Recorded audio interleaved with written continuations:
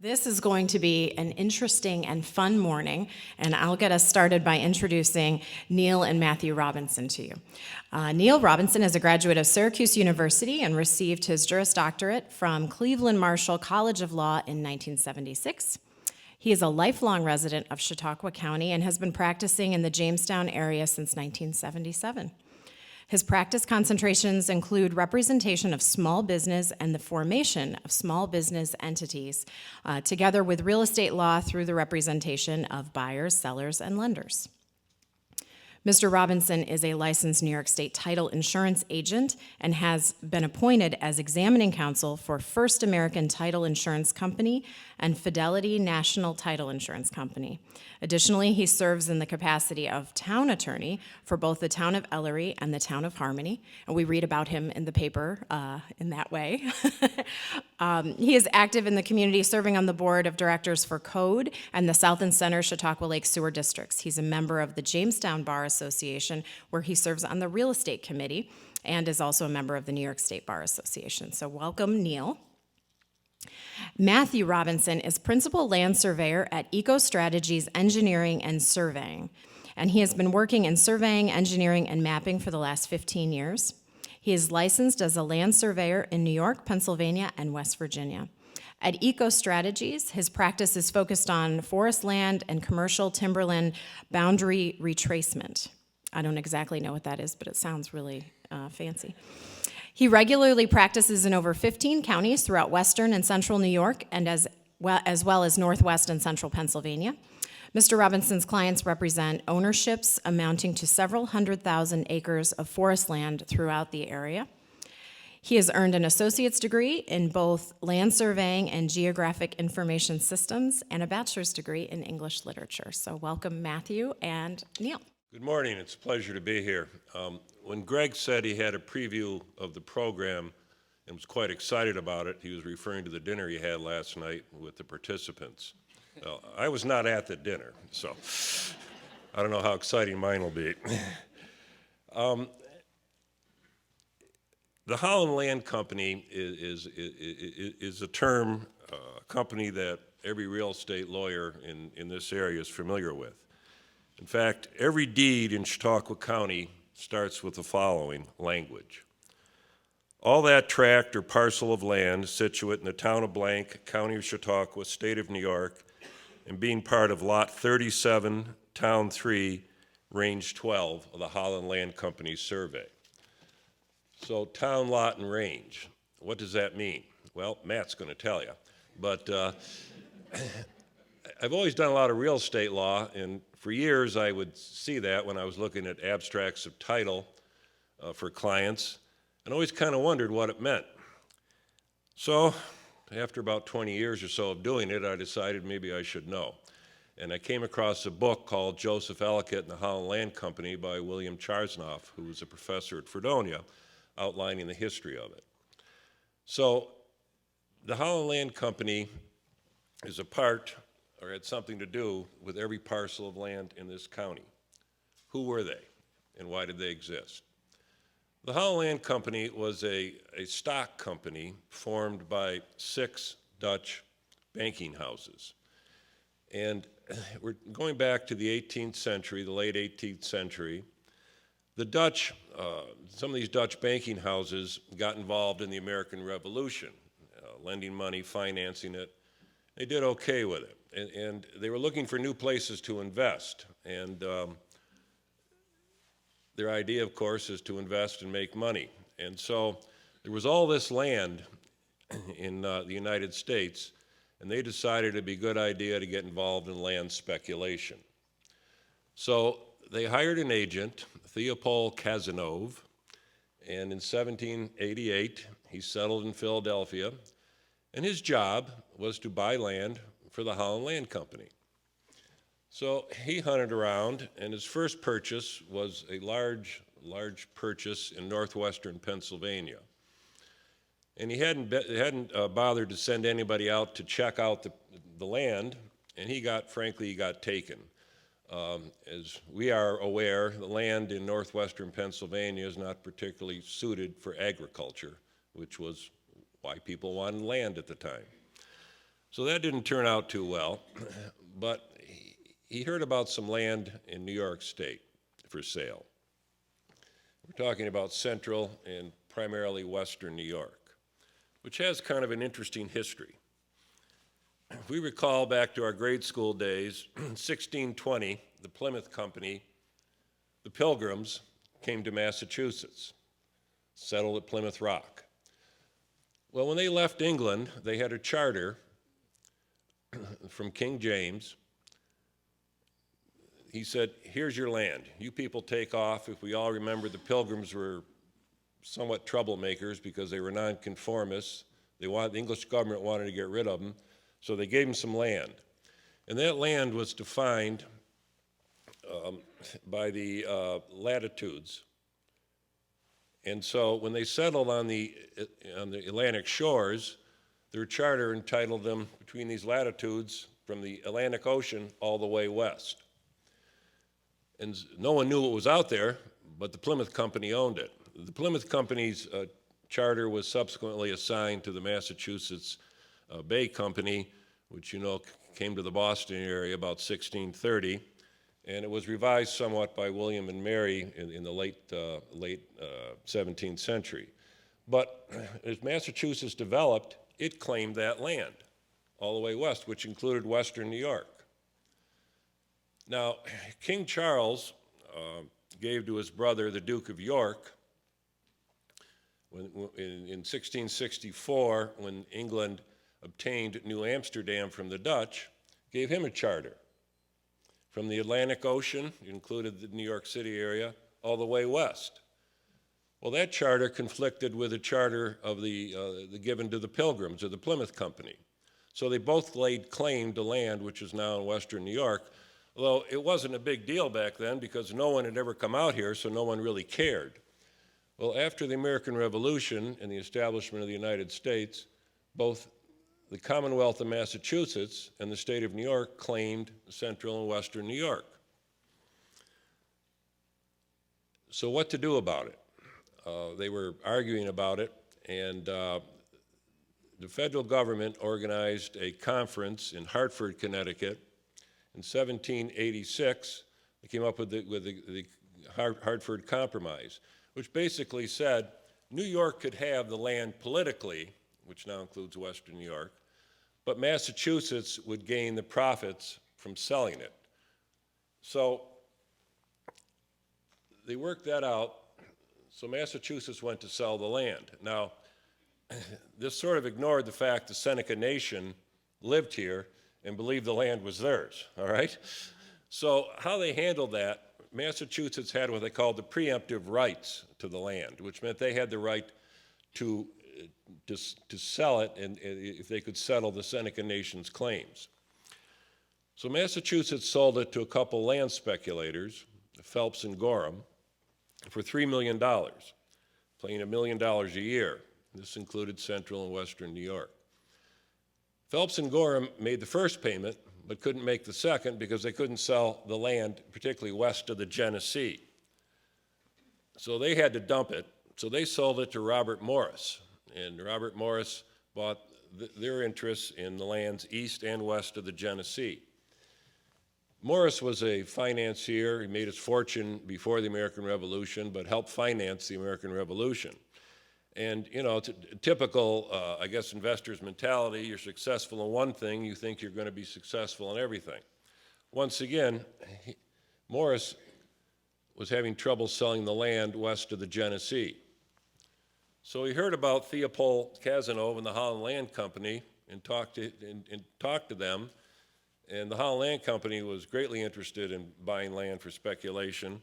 So they reached an agreement where the Holland Land Company would buy the 3.3 million acres west of the Genesee.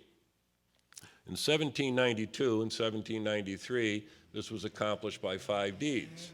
But just as real estate contracts are contingent today, they were contingent back then. And it was contingent upon settling the Indian claims, the claims of the Seneca Nation. And so that was a bit of a problem.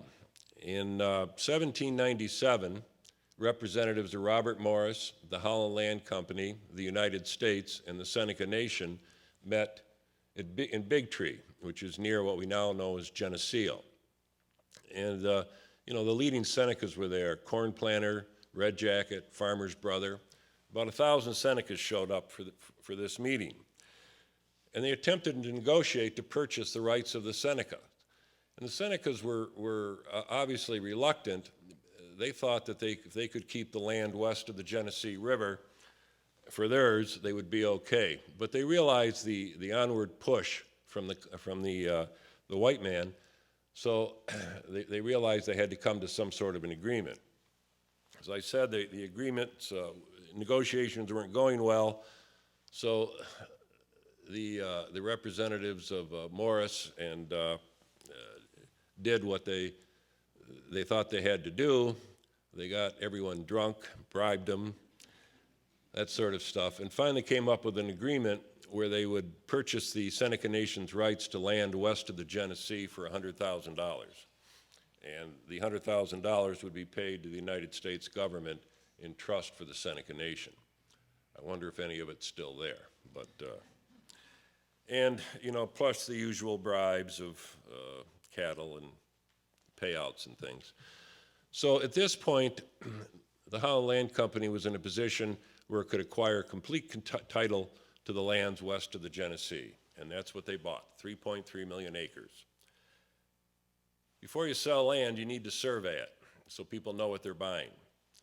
So the Holland Land Company looked around for a surveyor and became interested in Joseph Ellicott. Joseph Ellicott was born in 1760 in Bucks County, Pennsylvania, a fairly successful merchant family. They were Quakers.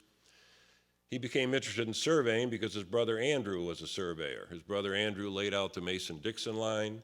His brother Andrew surveyed out Washington, D.C. And Joseph had worked with him when Andrew laid out the boundary line in northwestern Pennsylvania between Pennsylvania and New York.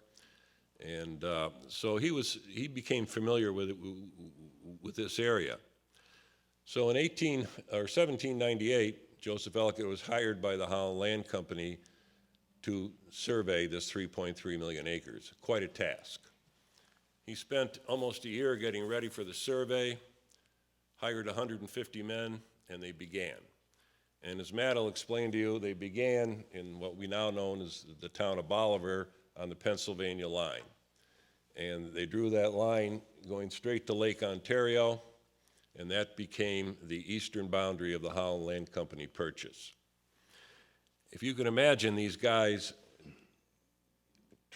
traversing through the country as it was then, I mean, it's even more wooded than parts of it are now. It was quite a task, took them 2 years. Total cost was about $17,000 to the Holland Land Company, but they completed it and laid it out in towns and ranges, which Matt will give you a little more detail on how that works. So, it's laid out, ready to sell. Who wants to buy? Well, the first problem in selling the land was how do you get here, all right? There's no easy way. And at the time of the Holland Land Company purchase or sale, there was one road in the whole purchase, and that was the Portage Road built by the French in 1753 from the shores of Lake Erie up to the area of Mayville. It was quite a task. The Holland Land Company was thinking that they would be able to sell the land in large tracts, and that's why it's divided into the lots are so large, and hoping they could sell it to other land speculators or people who just wanted to acquire land. That did not work out very well. There wasn't much interest. So they came to the determination they needed to sell smaller lots. And where were they going to get the buyers? Well, a lot of the initial buyers came from New England, Vermont area, people who really didn't have much and didn't own land. Maybe their parents had a farm and had 3 or 4 sons, and you know, number one son ends up with the farm, so the other sons have to take off on their own. So they began selling lots to these individuals, who of course didn't have any money. So they worked out what they called articles of agreement, which the Holland Land Company would agree to sell them the land when it was fully paid for, and it was being sold for $2 an acre. And when it was paid for, the property would be deeded. The Articles of Agreement, as I said, worked as a land contract, what today we call a land contract. Some people, obviously, of course, were able to purchase the land outright and acquired deeds. When the settlers began to come here, the Holland Land Company needed somebody in charge to supervise the sale of the property and handle the paperwork. So they hired Joseph Ellicott, who had just completed the Great Survey. And in 1800, he became their resident agent, working for Mr. Cazenove, who was in Philadelphia. Well, actually, at this point, Mr. Cazenove had left the Holland Land Company, and the agent in charge was Paul Bustye. The Holland Land Company hired him, and he resided in Philadelphia. Beginning to pick up some of these names: Cazenovia Creek in Buffalo, Bustye, obviously the town of Bustye here in Chautauqua County. Bustye, there's a street in Buffalo named Bustye. Joseph Ellicott, the town of Ellicott, Ellicotteville. So we're beginning to see some of these names. And interestingly, when they laid out Buffalo, I'm getting a little ahead of myself, but when they laid out Buffalo, they used some of those names, and also the names of some of the Indian tribes. There's Seneca Street in Buffalo, Chippewa Street, streets like that. They initially named some of the streets after the principals in the Holland Land Company, but no one could pronounce or spell their names, so they quickly changed those. So you say, why Articles of Agreement instead of giving the settlers a deed and taking back a mortgage, which is, as far as real estate lawyers are concerned, is a little cleaner? Well, the problem with that was, under New York state law, a mortgagee, someone to whom the mortgage was given to, if they were not a citizen of the United States, they did not have standing to foreclose the mortgage. So the Holland Land Company, if they sold the property on a deed and took back a mortgage as security, were not by law allowed to foreclose on the mortgage, which meant the mortgage was worthless. So that law was subsequently changed, but initially it prevented them from going with the deeds and mortgages. So some of the earlier settlers began to arrive. There's a bit of controversy between two Chautauqua County historical societies about who was the first white settler in Chautauqua County. Now, if you're involved with the Hanover Historical Society, you take the position that Amos Sottle, S-O-T-T-L-E, was the first white settler in Chautauqua County. He was an axeman with Joseph Ellicott's survey crew, and he initially settled in the town of Hanover in 1796.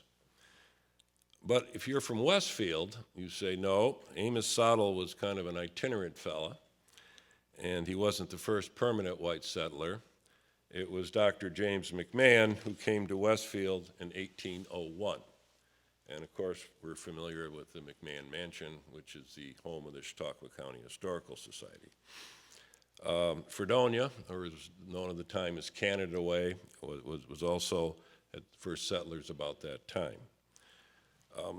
In 1806, William Bemis came from Saratoga County and settled on the east side of the lake, which is now the town of Ellery and Bemis Point. In fact, his first establishment is where the Bemis Point Park is now, not the beach, but the park on the other side of the casino. My son Matt, through his mother, is a great-great-great-great-grandson of William Bemis, so direct lineage to an early ancestor. Bemis's in-laws, the Prendergasts, settled on the west side of the lake in 1806, so they came at the same time. The early settlers had a rough go of it, and Joseph Ellicott worked very hard on their behalf in attempting to obtain some infrastructure in the area so that the farmers and the settlers could sell their products to market.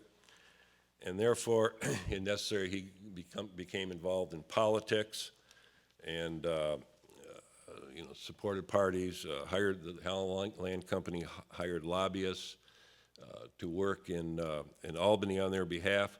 What did they want? Basically two things. They wanted decent roads, and the Holland Land Company wanted low taxes because they weren't selling land, and just like today, the taxes were killing them.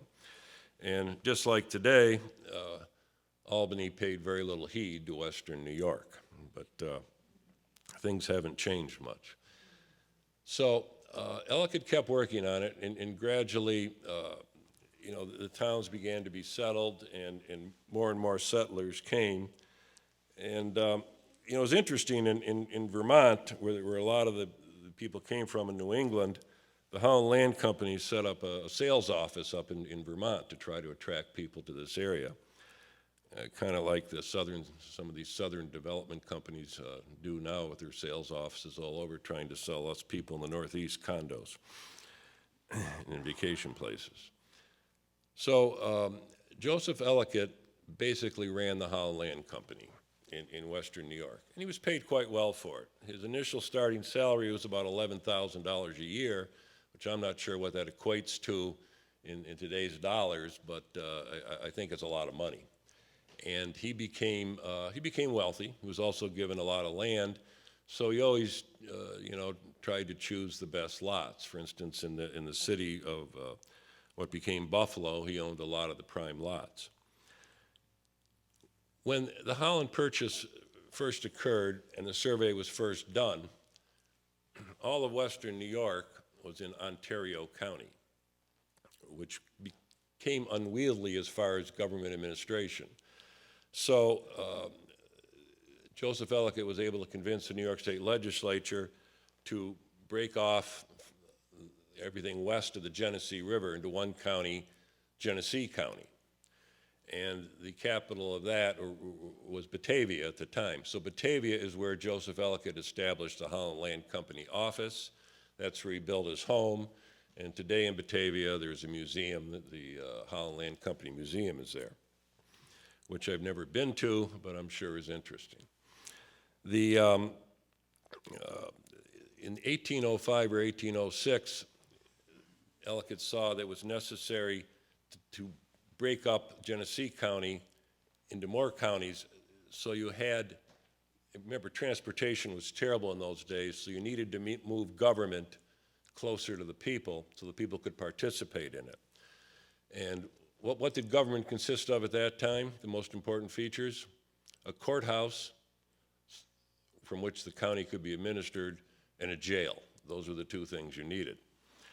So the state legislature gave him permission to break Genesee County up into Niagara County, Allegheny County, Chautauqua, and Cattaraugus County. And Chautauqua County finally got its courthouse and jail built by 1811, so then it became a recognized official county in New York State. But still, if you bought land, for instance, in the town of Westfield, prior to that, and you paid for it, and you wanted to record your deed, you had to take it to Batavia to record it, because that's where all the records were kept. And Joseph Ellicott, as I mentioned, he had his family involved in administering the Holland Land Company, and he appointed the husband of his niece, William Peacock, as the resident agent in Mayville, New York. William Peacock was a surveyor.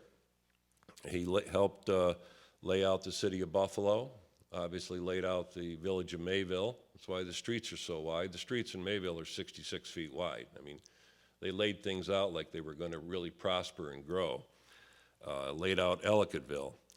And he resided in Mayville. After he left the Holland Land Company's employ in the late 1830s, he subsequently became a judge in Chautauqua County. So one of the other problems they had in the Holland Land Company was voting. The residents, most of I said came from New England, were extremely familiar with democracy, town meetings, being able to participate in government. And they came here. In New York, you weren't allowed to vote unless you owned land. And remember, most of them didn't own it because they were in these land contracts. And if you owned land, who you could vote for depended on how much land you owned. If you owned land, you could vote in local elections, but you couldn't vote in statewide elections for governor and those type offices. It was prohibited. So Ellicott finally, through his lobbying, and helped get that changed, and so the people here could vote. One of his biggest contributions to Western New York was the work he did on the Erie Canal, lobbying, attempting to convince Albany to build the canal. There was quite a great deal of uncertainty about whether to build the canal or not, or where to put it. And Ellicott helped convince Albany to build the Erie Canal, and of course helped convince them that a great deal of the canal in Western New York should travel through lands owned by the Holland Land Company so they could make the profit from selling them. So things finally caught on. The Holland Land Company took off. People finally began to come here. And Joseph Ellicott had a falling out with Paul Bustye around 1820. Bustye was disappointed that Ellicott could not convince the state of New York to buy the remaining lands in the Holland Land Company that they had not sold yet. So Ellicott was terminated in 1820. But for those 20 years, he was, the most instrumental historical figure in Western New York to help us get to where we are today, wherever that is, but he was important in it. The Holland Land Company hung on to the remaining properties, attempting to sell them until about 1836. At that point, they'd had enough, and their unclaimed lands they sold to some investors. And although title was still held in the name of the Holland Land Company after that, in fact, we have a deed Matt will show you, which I think was from 1837? 1839, and it's from the Holland Land Company, but they did not really own the land anymore, but just had title to it. The contract between the Holland Land Company and these investors, the agreement was William Seward was a principal in that. Of course, we all know him, Lincoln's Secretary of State from Auburn, New York, governor of New York State. And he came and lived in Westfield in 1836 to take the same job that William Peacock had right after Peacock, and that was to sell the land. Peacock ran into a little trouble in earlier in 1836. The residents who still owed the Holland Land Company money were upset at the Holland Land Company. Seward described it as a misunderstanding on both sides. Well, it resulted in the settlers raiding the Holland Land Company records in Mayville and burning them, the records of what money was owed. It's like your mortgage with the bank being destroyed, and you say, well, I think I owe you.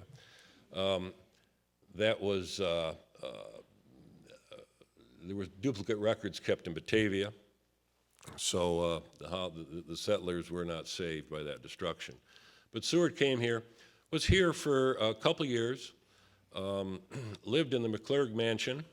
We think the William Seward Inn, that he lived there, well, according to some information I have, he did not. I remember as a kid when that building was moved from Westfield halfway up the hill to where it is now. It may well be his brother who succeeded him lived in that residence. But that was sort of the end of the Holland Land Company. This little talk I give on the Holland Land Company, I've done it for years, generally to senior citizens groups, perhaps I should say my contemporaries, Rotaries, legal secretaries, anyone else who had a speaker canceled at the last moment. But one of my criteria has always been, I'll be more than happy to talk to your organization upon the one understanding that no one there knows anything about the Holland Land Company. So hopefully that was the case today. I should have asked beforehand. But at this point, I'm going to turn it over to my son, Matt. Thank you.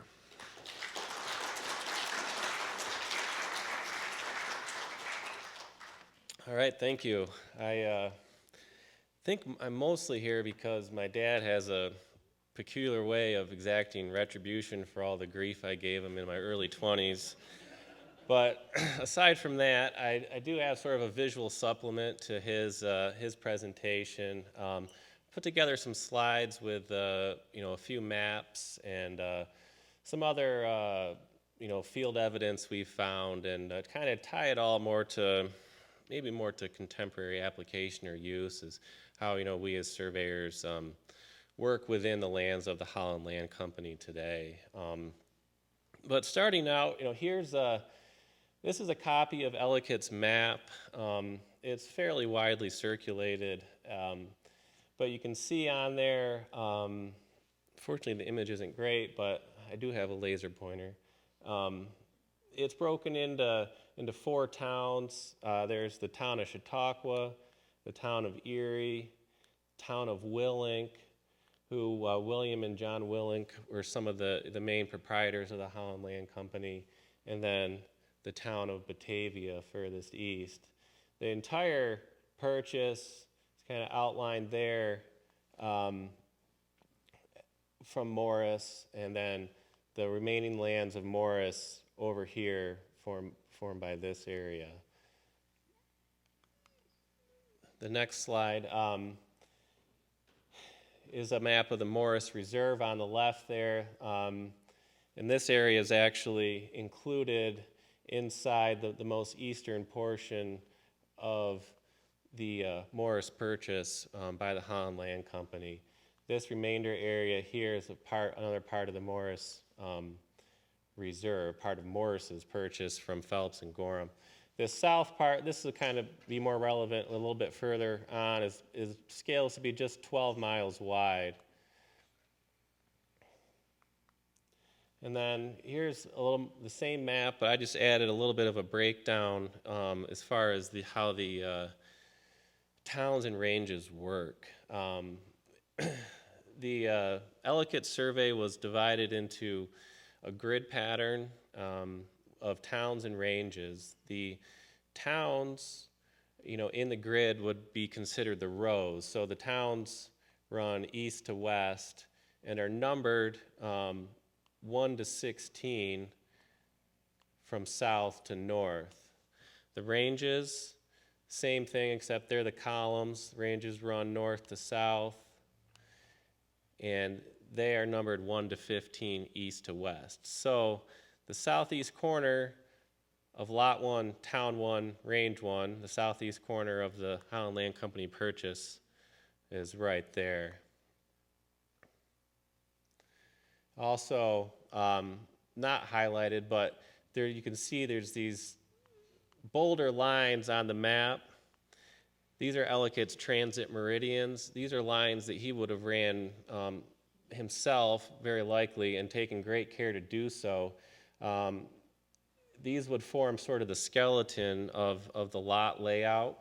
And if you ever get a close look at the map, you'll see that on the edge of each town, he notes the magnetic variation or the declination at the time. So when measuring those lines, he would have likely taken observations on the North Star on Polaris and adjusted his compass to true north based on the observed variation between how his compass was showing north and what the astronomic north was at the time. And he would do it consistently all the way up.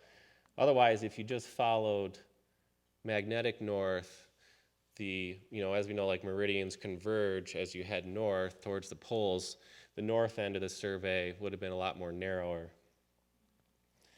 So and then from there, you would get your crews to set up on the different town points that he would have set along his way up, and they would measure west to the next transit meridian. And then when they got to that corresponding point on the other side, they would see how far they were off and then go back and correct and adjust their line. So it's one way that he could manage the survey and have many crews working at the same time and get it done relatively quickly. This is a photo of a stone that we found at the southeast corner of the Holland Land Company purchase there. I believe it was limestone, but it's dated 1798, And then on the top there, you can see where it says 12 miles west. That's going to be the width of that remaining portion of the Morris Reserve there. The stone is right next to a milepost marker on the state line. That's from the survey of the state line that I think was extended west from central New York to Pennsylvania in I think around 1870. So it came, a ways in time after Ellicott's survey, but there's some other writing, on the faces of the stone. The one side here says W and J Willink, southeast corner. And this other one, it notes the magnetic variation, and then it says southwest corner, and the rest of it was kind of obliterated. I'm assuming maybe Morris, but I don't know. The pictures could be better, but I wiped out climbing up the hill to find this, and was hurting pretty good. So, but this. That's where the survey began. Yep. This would have been the initial point of the survey, and this is in this portion of Allegheny County. Actually, most of Allegheny County. It's hilly and it's steep, and to me it would be thoroughly intimidating to try and start a survey of this magnitude from this particular area. The hills aren't that tall, maybe 400 feet on average, but they're steep, really steep. So this just highlights the location of that stone. It's on a industrial timber tract that actually spans both sides of the border, and I think it's somewhere around total 20,000 acres. When we were there, we were just painting the boundaries, so we weren't actually surveying and didn't expect to find that stone, but it was kind of a neat and unexpected discovery. So here we're on the state line, Allegheny County. This is the town of Bolivar, town of Alma. There's Shingle House right there in Potter County. And I thought just kind of as a way of an exercise, we could kind of drill into a particular property. My dad mentioned that old deed that we have, so I thought we would take a look at that particular property in Chautauqua County, in town of Ellery, and just follow from sort of the county view into the actual view of the property itself. So this is another map of Chautauqua County showing the layout of the towns as we know them. A lot of them correspond with the towns and ranges laid out by the Holland Land Company, but a lot of them don't either. Ellery is more determined by Chautauqua Lake, and some of the other towns are more of an irregular size. But east of the lake and going further east into Cattaraugus, the towns are a lot more regular. But this particular property we're looking at, I highlighted these two in red because we're going to be in Town 3, Range 12, which is the north part of the town of Ellery today. Now just zooming in a little bit, this is from the 1867 Chautauqua Atlas, which, as a side note, the atlases are really useful for trying to figure out old deeds and stuff, like seeing who owned what when the deed just references adjoining property owners. The atlases are one of the best tools for figuring out what the heck they were talking about when they wrote that deed. This particular property is in Lot 39 of Town 3 in Range 12. So you can see in the town the breakdown of the individual lots here, and the lots were usually 50 to 60 chains on a side, somewhat irregular. I think like getting back to how it was surveyed in the big towns originally, and not done to a great deal of accuracy for the time, and even by today's standards, but you're still measuring between established lines for the towns and range lines. You're going to get somewhat irregular results when you go to further subdivide. And so the lots are typically the smallest subdivision in the Holland Land Company. In certain areas, an area that I'm familiar with, like south of the city of Olean, they were further subdivided into sections, which were, again, more of a irregular, shape, but just smaller chunks. And this is another stone that we found actually south of the city of Olean. And this one is engraved with the number 8 facing that particular lot corner. And there's a fair amount of controversy, I think, between surveyors and just people who enjoy the Holland Land Company as to whether or not these stones were actually set during the course of the survey. From the people I've talked to, there's no real record in the surveyor's notes that they set these stones, but you find them, very rarely. But in my opinion, a great enough dispersion that it's unlikely that, say, a private surveyor, retracing lands of the Holland Land Company, doing further subdivision down the road, would have set these, because I found one like in the town of Villanova. There's one, I believe, in Busti. I found another one in the north part of Cattaraugus County, and this one's in the south part. But sometimes they'll have different engravings. Like this one's using, regular numbers where some might have Roman numerals on, but they're very few and far between. So but it's still exciting to find. This one actually, another surveyor had set his stake right behind it, which I have no idea why you would do that, but felt like he had to make a point, which I guess sometimes we do. This is a photo of that deed that my dad mentioned. He's right, it was 1837. This is kind of a cool old document.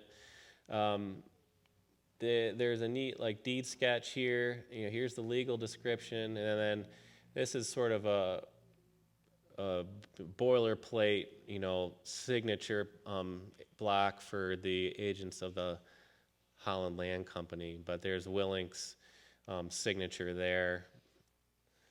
And this outlines the property that was showed in the atlas there. It's part of Lot 39. It was conveyed to Warren Co. Deed was dated 1837. I think it was recorded several years later. And just I did look this up in the Recorder's Index, and just on a side note, if you want to find the Holland Land Company in the Recorder's Index, at least in this vintage of deed, you don't look for Holland Land Company. You'll look for Willink and Company. So it's something that is just kind of interesting. Here's a zoomed in area of the deed sketch. So the deed just describes the lot as being bounded on the north by lands of David Haynes is 42.52 chains. So, we know we have the surveyor's chain over there. If you multiply that times 66, you would get the distance in feet. 0.52 would also be 42 chains, 52 links, because there's 100 links in a chain, each at 7.92 inches. Bounded on the west by lot 47, bounded on the south by lot 38, I think, 38.43 chains, and then bounded on the east by the road, which is now Ellery Centralia Road. This is the 1881 Atlas, is the next edition. You can see here that they actually have a lot more detail as far as the breakdown of the lots, but you can see here's the property here. It's shown as being owned by Mrs. Co., probably Warren's widow. She also had another 61 acres to the west in the other lot, and another, I think, 30 acres to the south, and then another Co. over here. I don't know people familiar with South Stockton or the north parts of Ellery. There's Co's Road. There's a lot of Co's in that area. This is Pickard Hill Road right here today, and So you can see just the further subdivision of the Holland Land Company lots. Kind of interesting. These atlases are real fun to look at. And then here it is today, just with the imagery overlay and the today's tax parcel layer on there. So the property today is made up of 3 separate tax parcels. It looks like there's potentially 3 residences there. The blue line would be the Holland Land Company lot. And then there's Ellery Centralia Road. So kind of starting from, the big picture and dialing in, you can see, some of the different tools that we use with the atlases to figure out some of these deeds. But in general, knowing which lot, your deed came from goes a long ways to helping to place it. And then when some of these deeds also are tied to the different lot corners or different portions of the lot, it makes it a lot easier to retrace the boundary, because you're not trying to find old names, and it's a lot more of a systematic way of dialing into where your boundaries are supposed to be. So it works, and the Holland Land Companies in their survey, even though, like we saw, there's not really as much first generation evidence, even if there ever was. What's come since, and the fact that surveyors and real estate attorneys and title folk have all sort of been faithful to the layout over the years, I think it's gone a long ways as far as making it easier and more systematic to work with land within the Holland Land Company. So, all in all, it's a great thing. And then here's just a couple of resources that I laid out that we use and are great. I know some people, other surveyors, have tried to track down like the atlases on eBay and stuff. Well, I'll tell you, they're all on this Historic MapWorks for free. I mean, you can view them for free. That's a really neat resource, and it's not just Chautauqua. I mean, it's every county pretty much. So it's a really neat website that's worth checking out. And so, but I think that's about all I prepared. If you want to. Just as a side note, that deed Matt was referring to, my wife found it in her grandmother's attic, all rolled up. So that was quite a find. I suspect her great-grandfather liked to play cards, and he may have won it in a game sometime in the late 19th century. Anyway, it appeared in the attic. All right, well.